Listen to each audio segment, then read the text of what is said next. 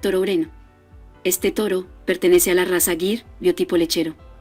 La fecha de nacimiento es el 5 de agosto de 2016.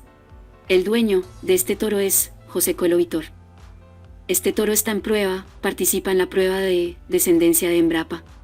Este toro presenta dosis de semen sexado. Los resultados de la prueba de progenie se darán a conocer en el año 2026.